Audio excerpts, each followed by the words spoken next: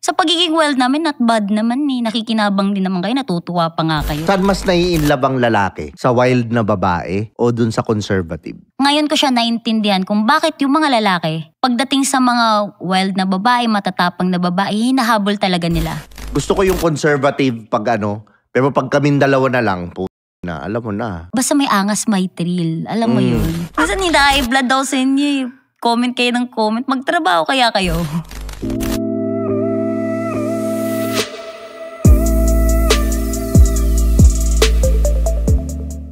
What's up mga Skynam? Welcome to another episode ng TU Bray Podcast. At syempre, bago tayo magsimula, maraming salamat sa Tritone Studios, sa Tritone Entertainment. At kung mahilig ka naman sa mga ganitong podcast na medyo sexy, tapos may mapupulot kang real talk, ay mag-subscribe na kayo dito sa channel para maabot naman natin ang ating 100,000. 1 million na pala ang inaabot natin ngayon dito sa channel, 1 million subscribers. At syempre kasama ko ang guest co-host ko, syempre si Candy Veloso. Yan. Hello guys, ako na naman ulit. Yan, okay. Wala ka bang bagong ipopromote ngayon na pelikula mo o ano? Oo. So, promote ko lang. Please guys, don't forget to watch Sa Gabing Mainit. Nako! Only on Viva Max. Yan. Shoutout sa Viva Max. Sino mga kasama mo dyan? Kasama ko dun si Angeline Aril, Nico Loco, Mon Mendoza, Gion Layog, and Gian Fortich, and of course ako. Yan. Anong kwento nito? Basta, about sa Gabing Mainit. Gabing Mainit talaga mga title ngayon ha. For sure, magugustuhan nila yan. Mahilig ba kayo mag-camping, mag-staycation? Para sa inyo to. Ganun? Madaming nagaganap nga siguro sa mga camping, no? Oo, malamang sa malamang. So may bembangan sa tent yan, malamang. Mawawala pa ba yun? Ang hirap ng camera nun. Paano yun? Ang bembangan sa tent. Ilang camera? Dalawa? Dalawang camera, nako. Okay. Parang yung mga dito, yun nga nasa natin, wide camera. Ano yan eh, sawang-sawa na rin sa bembangan yan eh. Nung dumating dito, parang trauma na sa mga suso eh. Parang ayoko na. May suso ba dyan? Wala, okay, good. Kasi ayoko na eh. Lunod na eh. Ganun na yung niya eh, kaka-camera eh. So, ngayon, Candy, ano yung gusto kong malaman yung mga opinion mo sa mga babae noon at babae ngayon? Okay. Anong masasabi? Siyempre, mga nakwentuhan ka naman siguro ng mga nanay mo. Ako bilang babae. Lola mo. Ano yung mga babae noon sa babae ngayon? Ito, regarding sa babae noon, sa babae ngayon. Pero ako personal take ko to. Mas gusto ko yung babae ngayon. Okay. Why? Ang babae ngayon, kumpara mo sa babae noon, mas matatalino. Mas matatapang. Mas wais. Okay. Diba? Masama man sa iba yung parang pagiging independent. But at least yung mga babae ngayon, wala na sila sa survival mode. Diba? Tsaka yung mga babae, focus na sila sa well-being nila. Alam na ng babae kung anong gusto nila at ano yung hindi nila deserve. Yun yung pansin ko na wala sa generation ng mom ko, ng lola ko. Basta sa kanilang generation, makapag-aral ka lang, gano'n, makabawi ka lang sa pamilya, okay na, di ba? Pero wala dun, walang ni isa sa kanila yung nagtatakal ng mental health, yung mga career, yung mga, alam mo yung mga... Saka yung parang, yung babae nga nun, parang kahit binubugbog na sila ng asawa nila, para sa mga bata. Sila, Di ba? Tapos parang wala silang sariling desisyon at opinion. Tabu dati yung mga ganyang bagay. Okay. Pero sa sa tingin mo, sabi mo, mas okay ang sa akin naman, may pros and cons din eh.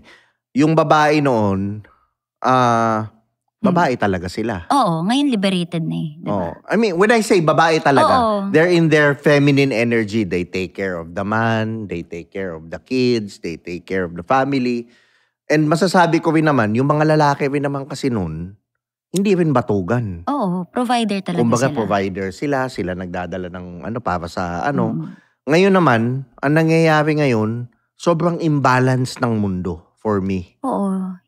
Yung babae nagiging lalaki na, tsaka yung lalaki nagiging babae na ngayon. Ayun, ibang usapan pa yung LGBTQ, tsaka pero ibig ko sabihin, Yun nga. Pero ang pinangmumula nun, for me, is mga lalaki. Totoo, lalaki talaga. Kasi kung ang lalaki, safe ang feeling ng babae, magiging magiging feminine sila yung lalaki. Kung lalaki, sobrang masculine, sobrang provider. Pero dahil ngayon, yung mga society nga, sinira yung lalaki, binigyan ng madaming games, binigyan ng bisyo, ginawang libre ang corn. Nagstay na lang sila sa bahay, nag-ano na lang, walang pangarap. Tapos, ngayon nangyari pa, yung pangarap mong babae, ngayon 1.5 na lang. Diba? Pangarap mo dati, ngayon 1.5 na lang. So, yung mga lalaki ngayon, may 1.5 lang ako, hindi ko na kailangan maghirap, makakabembang na ako noon. Diba? Yun yung, hindi katulad dati na, para makabembang ka, kailangan mo maging magaling na lalaki muna. Totoo. So, you agree? Yes, agree ako. So, ngayon, anong masasabi mo dun sa modern femininity? Sa akin naman, walang masama kung yung mga babae ngayon nag-evolve yung mentality. Kasi dapat naman talaga. Patagal ng patagal, pahirap ng pahirap ang mundo. Patagal ng patagal, nagiging complicated ang mga bagay-bagay. So siguro, kung ilalagay naman natin sa posisyon ang mga babae na same lang sila 21 years ago or ilang generation pa yan, mahihirapan. Mahihirapan yung mga babae ngayon. Tinitignan ko pa nga lang yung nanay ko, yung lola ko. Nandito sila sa generation natin ngayon, parang nahihirapan nga sila di ba? Bakit sila nahihirapan, tingin mo? Sa sobrang surrender kasi ng mga babae dati, wala silang own decision. Sa sobrang surrender nila, wala silang practicality, hindi sila wais. And kumbaga hindi sila nag-a-adapt sa change. Kasi dun sila lumaki, sa ganong mentality sila lumaki. So, ako kung ako tatanungin, kung papanganak ulit ako, kung anong generation pa yan or ngayon, gusto ko ngayon. Iba yung ngayon eh. Kahit na sabihin natin hindi kami tulad dati na nagsosurrender kami. Mas gusto ko ngayon kasi matapang kami. So, ibig sabihin, mas wild yung babae ngayon. You agree? Oo. Sa pagiging wild namin, not bad naman eh. Nakikinabang din naman kayo, natutuwa pa nga kayo. Ay, hindi ako natutuwa. Talaga ba, Brian? Hindi ako natutuwa. Gusto ko yung mga, yung mga conservative. Conservative. Talaga ba, Brian? Gusto ko yung yung mga tamang missionary lang ang gusto. Mga ganon. Yun ang mga gusto ko. Ayoko ng wild. Ngabe. Pero, ibig sabihin, sabi mo mas wild ang babae ngayon. Bakit kaya sila naging wild? Kasi feeling ko kaya naging wild ang mga babae. Dati kasi parang minamaliit yung mga babae na, babae lang kayo. Diba? Yun yung term nila dati, babae lang kayo. So ngayon parang inadapt nila na hindi kami babae. Hindi kami basta-basta babae lang. Ganon na sila ngayon. So parang yung pagiging masculine ng lalaki. Magaling kami tsumupa. Hindi, joke lang. Yung pagiging masculine ng lalaki, na-adapt ng babae. Ganon, ginaganyan nyo kami mga babae. So, mini-mirror nila kung paano ang lalaki. Until yung mga babae, ayun na sila, hindi na sila nakakabalik sa pagiging feminine nila. Pero ako, agree ako sa'yo Diba? Ang babae kasi ngayon, umangat sila, naging feminist, dahil kasi, because of oppression. Yes. Oppression. Na, okay naman umangat ang babae, okay naman pero kasi yung energy mali. Totoo. It's coming from oppression. Na dahil inoppress nyo kami, magiging malakas kami ngayon. Diba? Magiging kami. Diba? Which is, yung energy lang naman ako, hindi agree. Pero hindi ko, again, it goes back to the man. Kasi yung mga lalaki, sila naman yung may kasalanan nun in the first place. I mean, not kasalanan, pero I firmly believe na pag yung mga lalaki umayos, babalik yung balance ng mundo. Kasi mga lalaki, pansin ko ngayon, mas feminine na sila sa babae. Magbigay ka nga ng mga feminine traits ng lalaki. Halimbawa, lalaki. Eto uso to ngayon yung mga 50-50 when it comes to dating.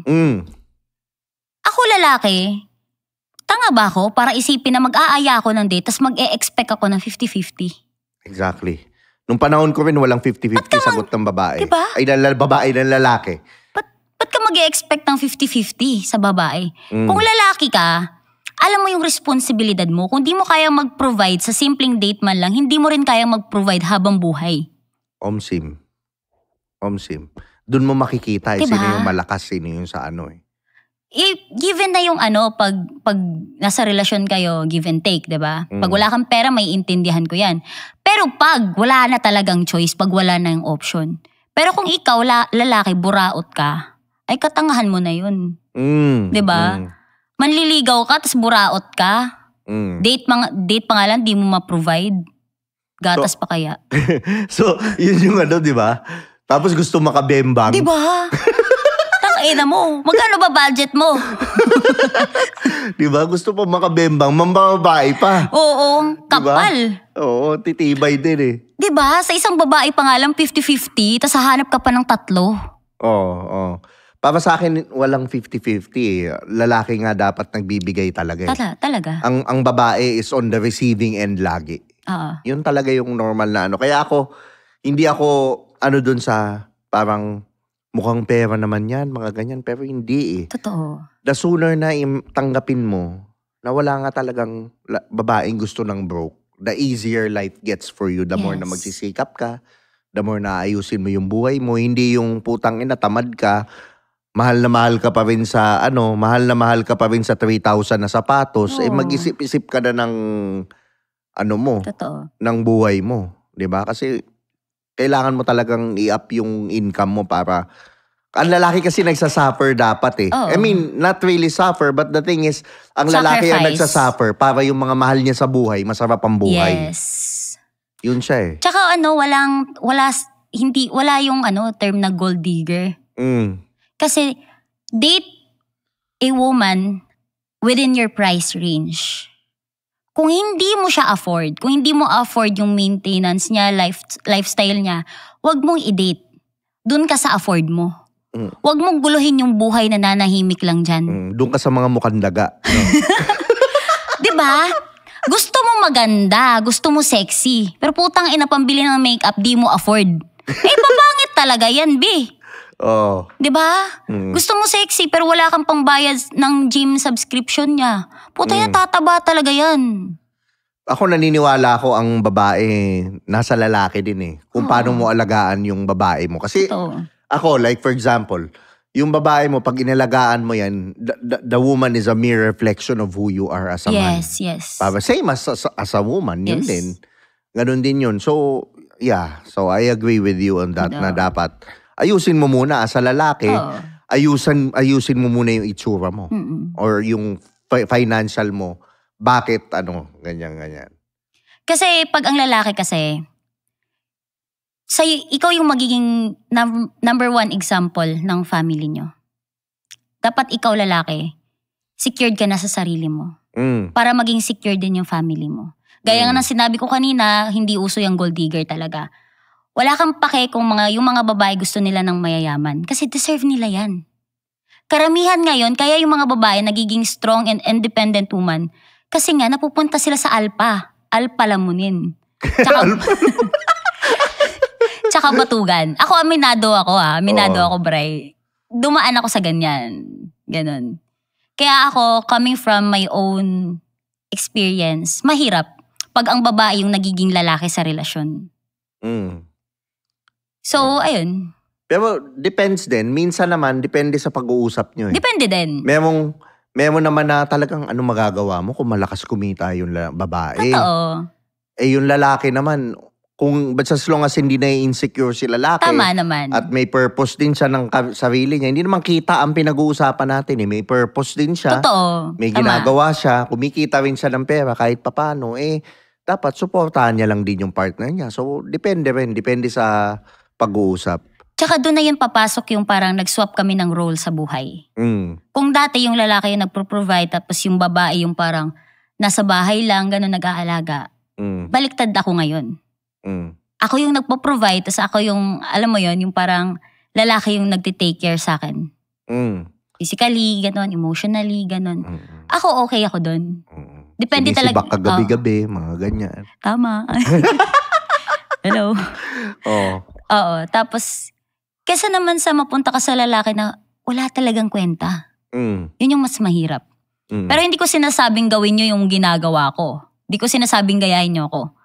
Yung sa akin lang, kung mapunta ka talaga sa sitwasyon na ganyan, kahirap, wala ka talagang choice, di ba? You need to be strong. Kaya nga, di ba, may mga independent ngayon. Kasi wala silang choice. Kailangan nilang tumayo sa sarili nilang paa. Mismo. Kasi sobrang batugan sila lalaki. Kaya madami naging single mom. Alam, mamamatay sila nung anak niya. Totoo. So nagtrabaho siya. Sobrang pagtatrabaho niya, naging CEO na yung babae nung kumpanya. Habang si lalaki nag-games tsaka nagbabati sa bahay. Wala. Diba? Hindi na naging balance. Pero ikaw, sa tingin mo, saan mas nai-inlove ang lalaki? Sa wild na babae o dun sa conservative? Iba kasi mga lalaki ngayon eh. Pag wild, andun yung parang thrill. Pag conservative naman, nabuburyo sila. Okay. May binabasa akong libro, yung Why Men Love Bitches. Tagal na yan. Classic yan. Pero go. Yes. Ngayon ko siya naintindihan kung bakit yung mga lalaki, pagdating sa mga wild na babae, matatapang na babae, hinahabol talaga nila. Kasi yun pala talaga yung dun parang mas na-attach sila. Mas babae, bad boys din naman kayo na Kasi pag ganun pala pag sobrang conservative, pag mahinhin, hindi naman sa hindi naman personality. Pero basta sa relasyon lang, nakakaburyo. Walang thrill. Ako din yun eh. I think there's a balance between conservative and wild, yung gitna. Gusto ko yung conservative pag pero pag kaming dalawa na lang, putang ina, alam mo na, gusto ko yung ganun, di ba? Iba naman sinasabi mo. Di ba? Pag kayong dalawa na lang, yun yung nag-iiba siya kahit paano. Pero ayoko yung masyadong, kumbaga yung parang prim and proper lang. Ganun lang siya. Gusto ko yung meron ding kalibugan sa katawan. Tsaka gusto ko yung kumbaga may angas, basta may angas, may thrill. Alam mo yun? Yung may ibang timpla yung relasyon nyo. Alam mo yung manok talaga siya pero iba't ibang putahe araw-araw. Ganon. Tsaka may nabasa pa ako dun ng mga babae pag wild. Mas siya ng emotional attachment. Kasi mas matalino, mas wise, alam kong yung boundaries, hindi people pleaser, ganon, 'di ba? Tas yung yung stand niya sa buhay iba. Iba kaysa lang sa alam mo yung babaeng oo lang ng oo. Oo, tama ka. Minsan nakakasawa din yun pag ganun. Pero ikaw, ano mas gusto mo sa lalaki? Yung wild o yung prim and proper, yung maayos? Anong klaseng wild ba? Wild ba sa kama or yung personality? Let's say, wild personality bad boy. Talaga, bad boy. Ayoko sa typical na bad boy na alam mo yung nakikipagsapakan sa kanto. Ayoko na ganun. Pangit talaga yun. Pero gusto ko yung maangas talaga. Yung kaya niya mag-stand on its own. Yung, opinion ko to. Kasi pag, pangit kasi sa lalaki, pag conservative yung lalaki. Lalaki ka, hindi ka babae.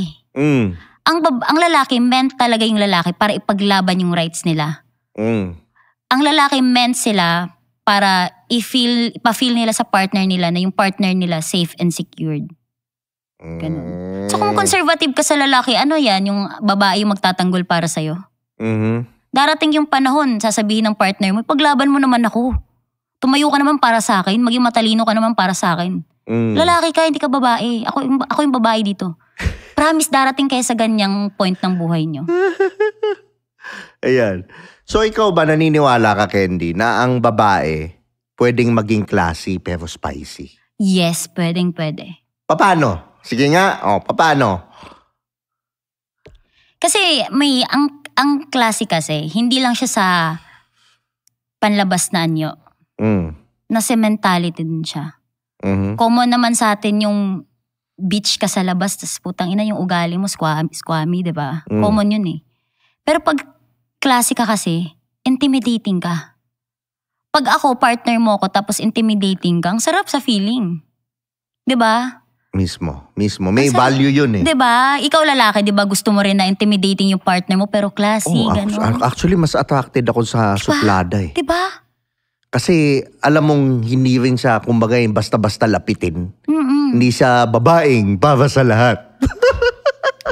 Kayo Diba? Tsaka ang sarap sa feeling na ako lalaki, alam ko sa sarili ko na yung asawa ko andyan para sa akin. Kumbaga manghina man ako, madapa man ako, maging bobo man ako, yung asawa ko, kaya niyang tumayo for me. Yun yung ko eh. Kasi yung mom ko dati, eto share ko lang. Yung mama at papa ko, naghiwalay sila. Alam niyo kung bakit? Yung mama ko, wala siyang pera. Wala siyang sariling desisyon sa buhay.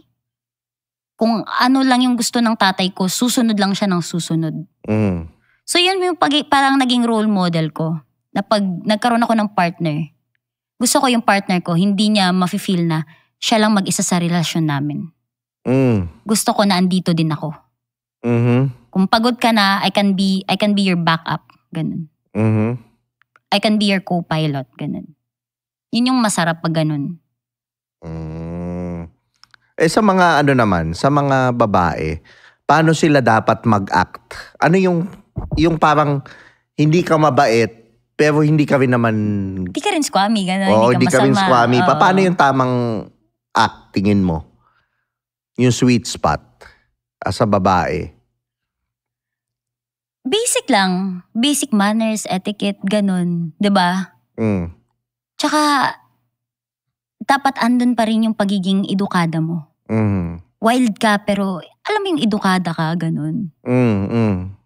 Ganto ka sa tingin nila, pero alam mo yung may wisdom ka pa rin, gano'n. Alam mo pa rin na may mga instances na yung partner mo, kaya mong saluin sa lahat ng mga bagay. Gano'n gano'n yung nakikita ko eh. Kasi, di ba, kahit ikaw naman siguro gusto mo sa babae, yung iba talaga. Yung hindi yung pangkaraniwan. Oo. Di ba? Oo. Paano maging iba na babae? Kasi ano yung nakikita mo ngayon? Okay, yung common denominator ng mga babae ngayon. Ano yung nakikita mo? Ngayon, paano ka magse-separate dun? Eto pinaka naging ko talaga, napansin ko sa babae. Alam mo yun, yung parang very common yung mga babae. Sa sobrang surrender nila, sa partner na sila nakakaasa, sa partner na nila sila umaasa.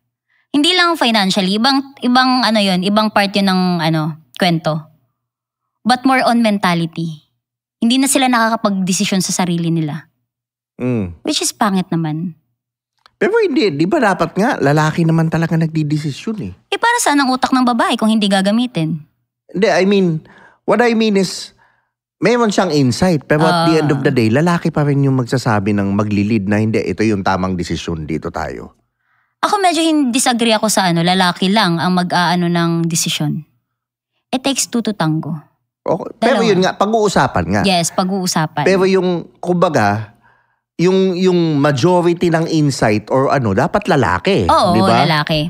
Ang nakikita ko kasi sa babae ngayon, masyado silang go with the flow.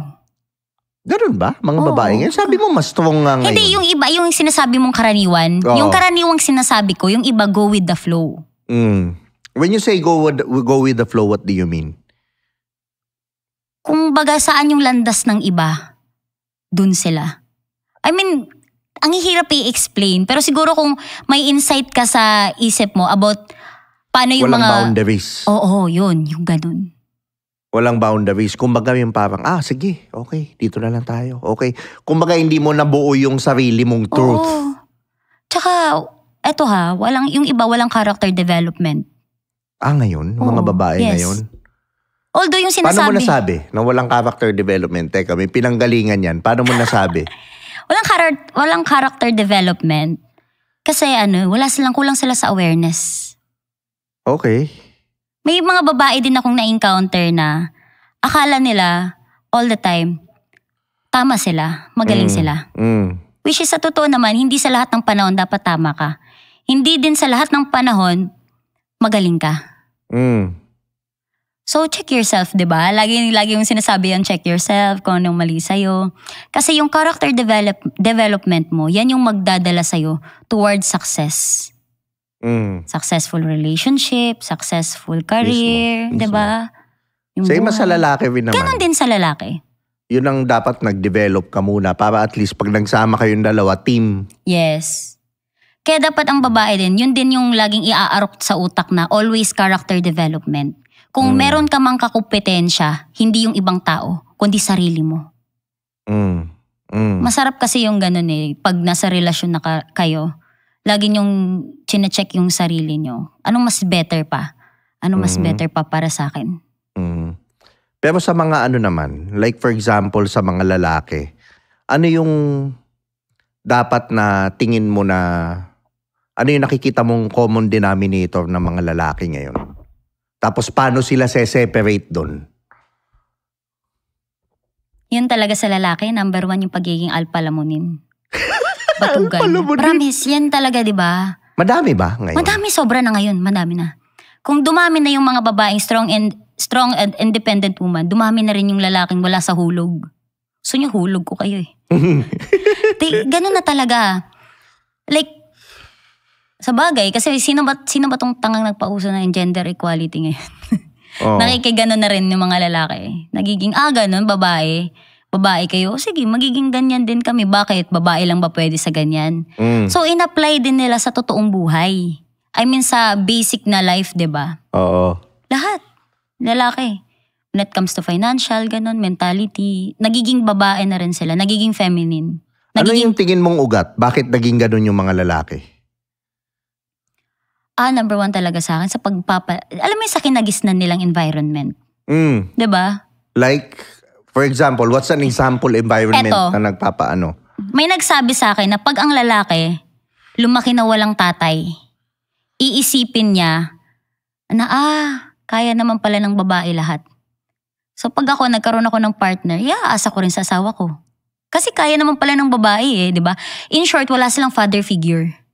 Ganun. Okay. May mga ganon, diba? Ngayon ko na oo nga no? Yun mga Kaya yung kapatid ko, sinasabihan ko siya, hindi porket babae ang nagpalaki sa'yo, magiging tamad ka na. Kasi pansin ko, doon nagsimula eh. Yung kapatid ko, grabe, nakaasa sa akin, nakaasa sa babae lahat. Ate, ganto ganyan, ate, ganto ganyan. Hindi mo makukuha ang gusto mo hanggat hindi mo pinaghihirapan. Kasi masasanay ka. 13 siya ngayon, pag edad niya ng mga 18, 20. Doon, masasanay pa yan. Kaya naman pala ng babae i-provide lahat eh. Hanap na lang akong babaeng may pera. Diba? Yun, number 1 yun. Ako. Diba? So dapat talaga importanteng ang lalaki maging masipag. Actually, parehas eh. Babae i-improve din yung sarili nila. Improve nga, character development. Parehas sila, no? Okay. Tsaka, kayong mga lalaki, huwag kayong masyadong absent sa buhay ng pamilya nyo. Wala kayong mga kwenta.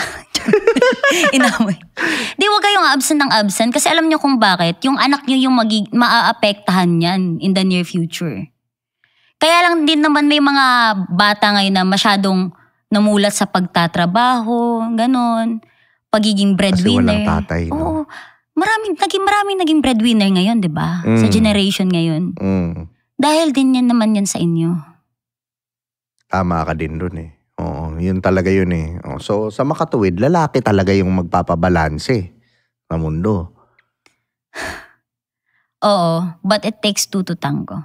Oo, siyempre, kasama naman yun. Yes. At kung lalaki ka naman na gusto mong level up sa buhay, mag-subscribe ka na dun sa Do You Think? Sa isa kong podcast. Tama. Nag-plug no? Nag-plug. Yun. Yun yung maganda din sa panahon ngayon, no? Ang dami na ding mga lalaki na pinupukaw nila yung kapwa nila lalaki sa katamaran. Dami. Diba? Dami. Well, wala akong nakikitang iilan yung mga bata. Pero yung usually lang pupukaw, either galing sa generation ko or millennial eh. Pero yung Gen Z, wala pang masyado. Kasi hindi nila alam yung talaga. Iba kasi yung dati. Dati kasi syempre parents ko, survival mode. I mean, may pera sila pero survival mode yung utak. Diba? Parang ganun. Yung parents nila galing naman sa gera. Oo. Ganyan sa akin. Ngayon, walang paghihirap eh. Yung mga alak ng millennial, walang paghihirap eh. Pinibigay na lahat eh. Oo. Kaya din siguro... Nagbe-breed ng weak men, no? Oo. Kaya din siguro nagiging ganyan ngayon. Kasi halimbawa sa akin. Kaya parang itong traumang to pangit to eh. Itong lesson na to pangit to. Kasi kaya lang din naman ako naging ganito. Naging parang provider ako yung nagiging lalaki. Kasi galing din ako sa pamilya kung saan ang babae minamaliit. Ayun. Pag wala kang pera, babae ka, wala kang silbi. Sasabihan ka ng partner mo, tulog-tulog ka sa pansitan, magtrabaho ka. Ganun. Pero, di ba ang babae, okay lang na walang trabaho ang babae? Yun naman talaga yun dapat. Yun yung totoo eh. Sa amin yun eh. Diba? Yun naman talaga dapat. Ewan ko lang, ba't may mga lalaki dyan na nakapagtrabaho lang kayo, kala nyo, tingin nyo sa sarili nyo, Diyos kayo. Makapangmaliit kayo sa partner nyo. Ang partner nyo inaalagaan, minamahal. Andyan yung partner mo para sa anak ninyo, sa bahay nyo, sa'yo. Ba't mo pinupush yung partner mo maghanap buhay? Responsibilidad mo yan eh. Diba? Huwag kang tamad. Huwag kang tamad. Diba? Huwag kang umangalang dyan, hintayin mo bumagsak yung bayabas. Minsan high blood daw sa inyo. Comment kayo ng comment. Magtrabaho kaya kayo. Ayan. O final words mo sa mga nanonood nating babae. Ano yung masasabi mo? So ayun lang, sa lahat ng mga babaeng nanonood ngayon, take it from me, promise. Take it from you na Take it from me, promise. Like hindi naman masama na magsikap kayo para sa sarili nyo. The end of the day, sarili nyo yan. Kayo yung cargo nyo, sarili nyo, pamilya nyo. But I hope one day, mahanap niyo yung pagmamahal na para sa inyo. Sana mapunta tayong lahat sa lalaking handang ibigay puso, pera, luho, lahat. Kasi deserve natin yan. Parang Tio Bray yung dinidescribe mo. Pinaplug ko lang pala yung kaibigan ko, wala palang jowa to. Yan. Okay lang ako. Chill lang tayo. Chill lang tayo. Dadating yan, di ba? Pero sa lalaki naman, ano yung advice mo? Murahin ko kayo. Dahil sa mga lalaki dyan, tama na yung pagiging pabebe, lalaki kayo. I Lalaki agree, kayo. yeah. Mahiya naman kayo. Tsaka na kayo alam nyo yun, isipin nyo na lang, kung magkakaroon kayo ng anak, gugustuhin mo ba na yung anak mo magkaroon ng asawang tulad mo? Di ba hindi? Mismo. Masarap sa feeling na yung pamilya natin, nabibigay natin lahat. Kahit hindi pamilya, kahit girlfriend natin, ang sarap sa feeling pag nagbibigay, pag nagpro-provide. Sim. Diba? Yun na lang sana yung tignan nyo. I-set aside nyo yung ego. Ba't ako? Lalaki ako. Ba't ako dapat 50-50 tayo. Bakla ka ba? Ay, hindi ko dinidiscriminate yan. Hindi ko dinidiscriminate. Mahal ko yung mga LGBT. Mahal ko yun. Pero yung characteristics na meron kayo, hindi pang lalaki yan eh. Pang babae yan. Maging lalaki ka, in short. Magpakalalaki ka. Ganun lang. Tsaka para maging ganun kayo, manood kayo ng Do You Think? Do You Think podcast. O yun, so ako maraming salamat Candy, syempre dito sa show natin na punta at kung nagustuhan mo naman to, i-share mo to doon sa mga babae at sa mga lalaking may matututunan dito sa episode na to. Ang ganda, no? Maraming salamat at syempre mag-subscribe kayo dito sa Tio Bray Podcast. Tulungan nyo kami mag 1 million, di ba? Yes. Follow nyo rin sa Spotify, mapapakinggan nyo to sa kotse. I-rate nyo na yung podcast natin para din makatulong sa algo ng Spotify. Bigyan nyo naman ako ng #1 podcast dun. Yan. At syempre maraming salamat sa Triton Studios, Triton Entertainment. May gusto ka bang pasalamatan, Candy? Maraming salamat din po sa Triton Studios, kay Tio Bray, and sa Viva Max. Maraming salamat. Mga sponsor mo? Sa Gen Skin Aesthetic, maraming salamat din po sa mga nag-aalaga ng balat ko. Thank you so much. Yan. Pati dun sa kay Baby Boy, baka nag-aalaga Baby ng Boy balat Daniel. mo.